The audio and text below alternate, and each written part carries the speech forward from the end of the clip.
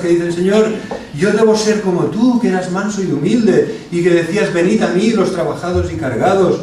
Si tú, siendo el Hijo de Dios, si siendo santo y sin pecado, eras manso y humilde, ¿cuánto más yo, que soy una criatura pecadora, delante de un Dios santo?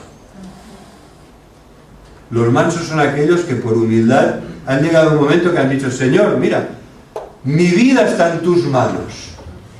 Pero no es una frase hecha, es que mi vida está en tus manos para servirte.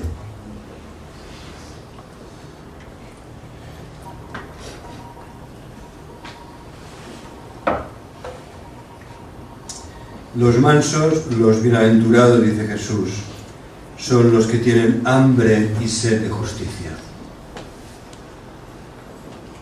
Algunos quizás tenemos hambre porque no hemos desayunado bien, pero no es de este hambre de la que habla el Señor.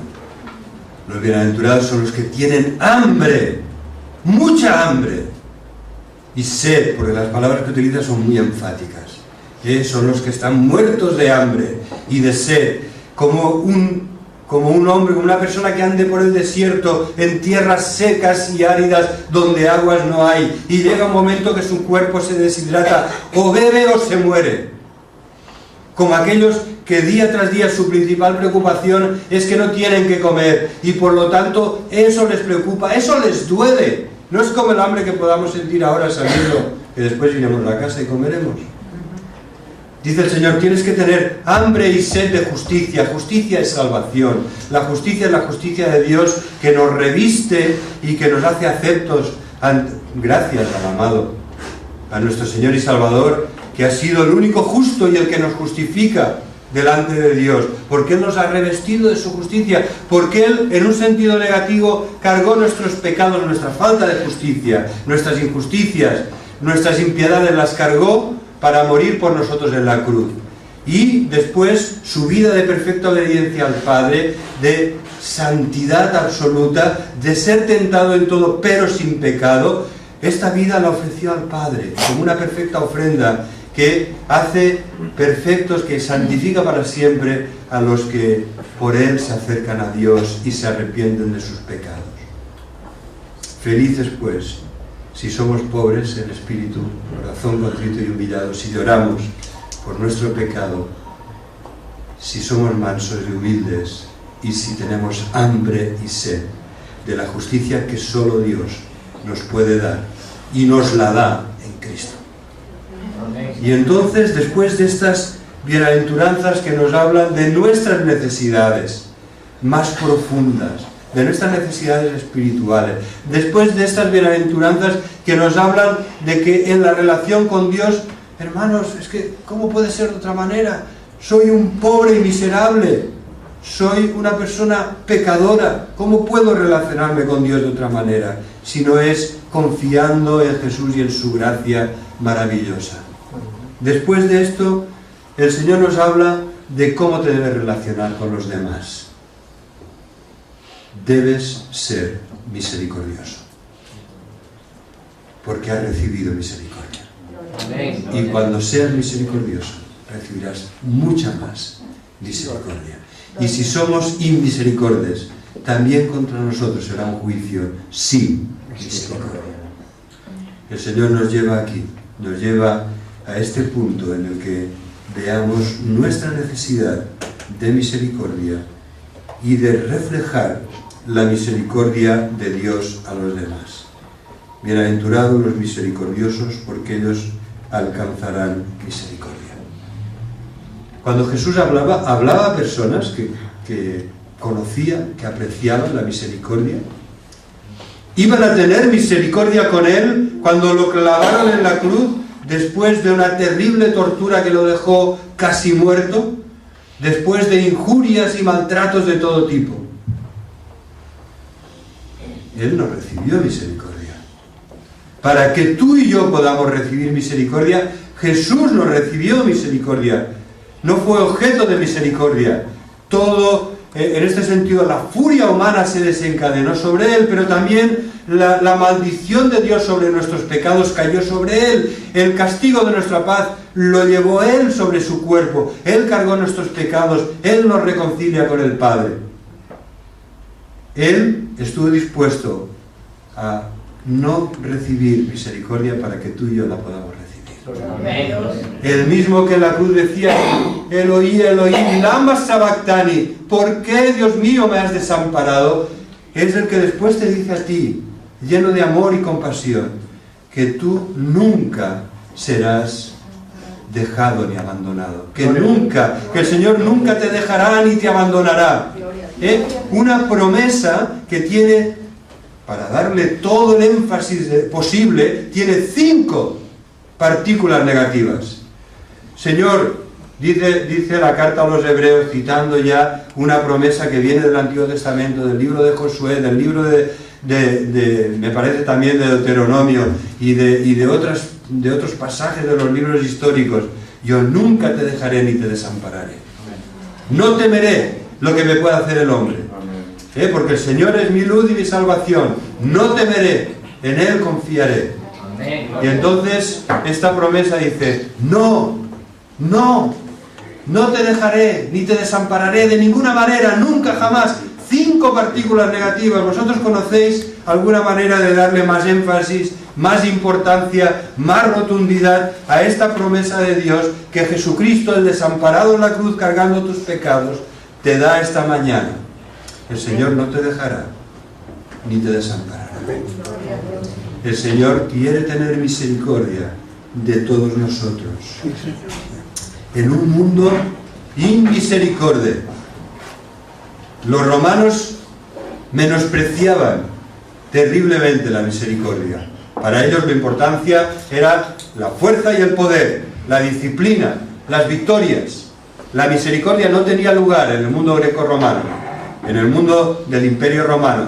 ¿Y qué decir de los judíos de la época de Jesús, de esos fariseos? Eran personas buenas y misericordiosas. Todo lo contrario.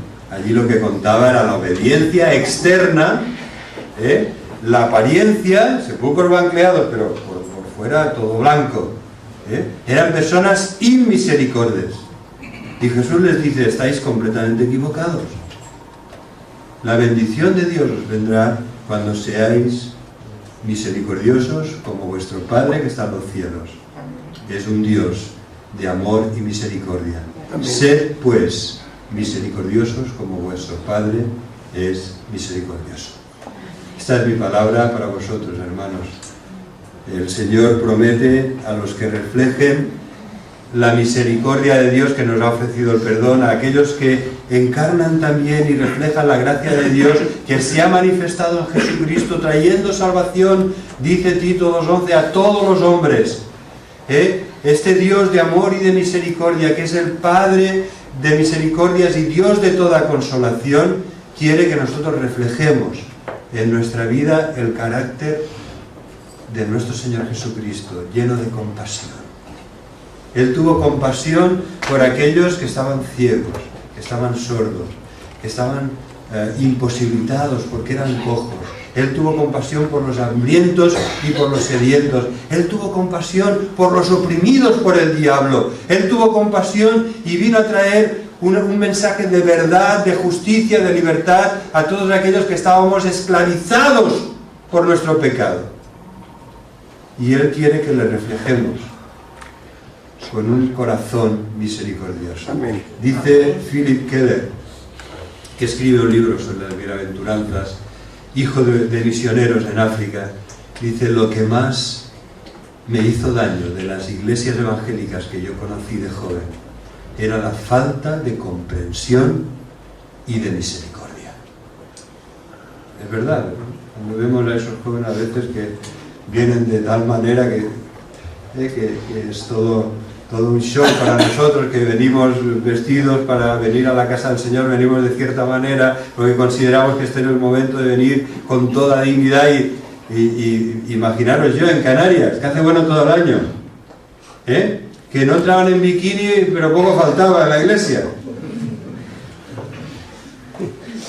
Y entonces si esa persona, yo lo he visto, una gran iglesia en Santa Cruz de Tenerife, de que van a entrar los chicas y van demasiado más a la fresca, demasiado ligeras de ropa y de, por favor, usted no puede entrar aquí de ninguna manera. A ver, yo soy consciente de que hay que entrar con dignidad, pero quizá esa persona si hubiera entrado y la predicación del Evangelio hubiera tocado su corazón, ese día encuentra al Señor, encuentra el perdón y encuentra una nueva forma de ver la vida que le hará vestirse de otra manera. Pero el hermano de la puerta consideró que no, que había, no llegaba, o sea, sobrepasaba los límites de lo tolerable en una iglesia y no entró. Y eso puede pasar también no solo con una chica que vaya con poca ropa, sino quizá con una persona que vamos con una persona que viene muy mal vestida, muy, ¿no? con realmente pobre, por diosero, con harapos. ¿Qué nos dice el Señor? La puerta abierta de par en par. ¿Por qué? Porque Él necesita al Señor como tú y yo también le necesitamos. Y no podemos hacer acepción de personas. ¿Sabéis? Ya sabemos por la palabra lo que nos entrará en el examen final. Veo que aquí hay unos cuantos estudiantes, ¿verdad? Qué bien, cuando ya sabes las preguntas que entran en el examen. Eso es buenísimo, porque ya vas directo a las preguntas aquellas. Pues ya sabemos, los hijos de Dios ya sabemos lo que entra en el examen. Dirá Jesús aquel día, a los que están a su derecha les dirá, venid, benditos de mi Padre, porque tuve hambre y me disteis de comer, tuve sed y me disteis de beber, estaba desnudo y me vestisteis, estaba enfermo o en prisión y me visitasteis, y fui extranjero y me acogisteis. Y este es el examen para la iglesia hoy. No es la iglesia elitista, no es la iglesia que selecciona, que pone, como a veces en las discotecas, ¿no? Que ponen los porteros, oiga, usted no va bien vestido, no puede entrar. No es esta la iglesia del Señor. Es una iglesia llena de amor, llena de misericordia, que acoge a los que el Señor trae, y los cuida, y los ama, y los ayuda. Hermanos, ha sido una bendición estar con vosotros aquí hoy. Y quisiera dejar esto que el Señor ha puesto en mi corazón. Sois una iglesia que el Señor ha bendecido, que el Señor, yo pido que os siga bendiciendo mucho, y una iglesia que debe encarnar este amor y misericordia de Dios en lo físico, pero también en lo espiritual. ¿Qué hay si viéramos una fotografía del ser humano tal como está en su interior? ¿No? Si nos apena ver a una persona que viene mal vestida, que viene con la ropa sucia o rota, que viene con las marcas en su cara de una vida de adicciones. ¿Qué sería si pudiéramos ver una fotografía del alma, del espíritu de esa persona? Lleno de pecado, lleno de ataduras espirituales, de cadenas de los vicios que le han atado y retenido durante años, de oscuridad, de tinieblas, de esclavitudes. El Señor nos llama a predicar el Evangelio del amor y de la vida, de la luz para aquellos que están en tinieblas, a proclamar libertad, a proclamar victoria. ¡Victoria! Somos más que vencedores. Proclamamos en el Señor Jesucristo victoria. Por lo tanto somos, como hemos cantado, somos un pueblo especial, llamados a anunciar las virtudes de aquel que nos llamó de las tinieblas a su luz admirable. Y esto en oración, con una oración que sabe que Dios va a hacer mucho más de lo que pedimos o entendemos. Que el Señor lo bendiga. Amén.